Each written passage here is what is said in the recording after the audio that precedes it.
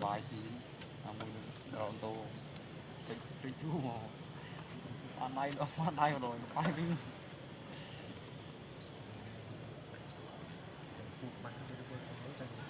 tao ăn chưa chút có một cà phê rồi mà tinh nhiều tiền mà kim đơ mà nó tay 400 đơ